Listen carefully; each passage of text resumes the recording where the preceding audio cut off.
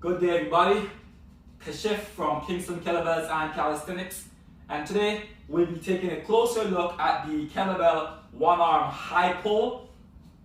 It's a great standalone exercise in that it really targets those rear delts and upper back muscles along with biceps, forearm, the hamstrings, glutes, but it is also key to note that it's a great exercise to involve or incorporate if the athlete's end goal is to be able to perform what we call a kettlebell snatch. We're not looking at the kettlebell snatch today, but we do have videos for you to go through and see how we break down the kettlebell snatch. So for today, let's take a deeper look into the one-arm high pull as a standalone exercise.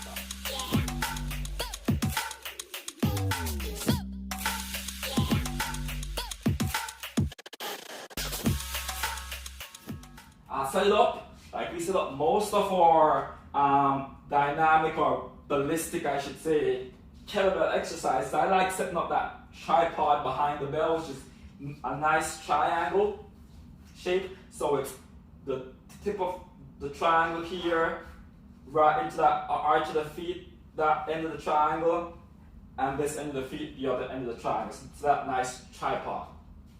I hinge, because again, our swings, our cleans, our snatches, they're all hinging motions, not squatting motion. So that's the squatting motion, we want a hinging pattern.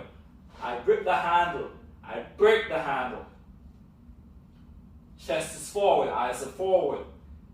Non-working hand next to the working hand. Set my gaze, core is braced, and then I go for it.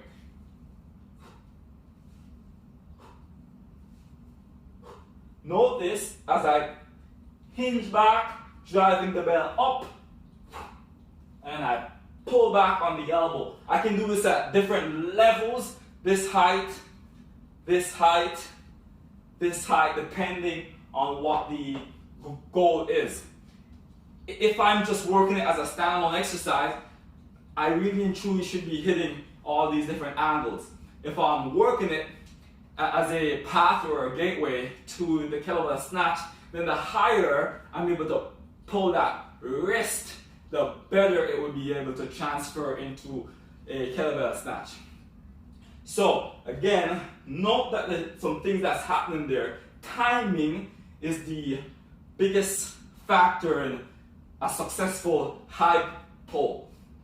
So as I drive the hips back, hinge the hips back, and then once I extend, I'm looking for that upward motion of the shoulders. So I want to come up and back with the arm. I come up. As soon as the bell gets to that point where we call the weightless point, where the bell pretty much it isn't going up anymore, but it isn't quite falling as yet.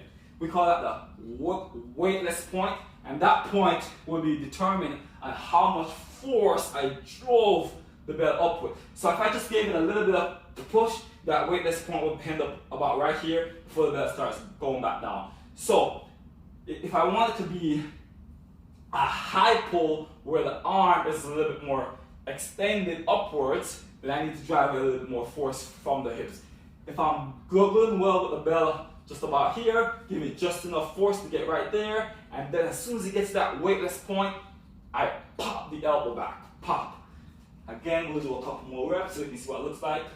Set it up, we go, boom, one level, boom, higher, boom, higher, then low, medium, boom. Note that the bell is always facing away. The bottom of the bell is always facing away. I'm always coming up, popping back, and putting it right back in this position. So that same spot that I took the bell from in mid-air, if you bear with me for a second there, so the bell was right here, I pulled it away and I put it right back, and I allow it to come back to the hip.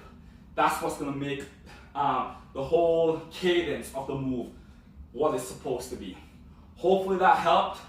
Trust me, you want to incorporate this in your training. Again, If you want to use it as a standalone exercise, it's awesome, but it's going to be one of those exercises that if you're really trying to improve and clean up your snatches, it's going to be one of those exercises that can take you over the hump. Alright? Hopefully you enjoyed. Have a good one. Let us know how you liked it again. Thanks.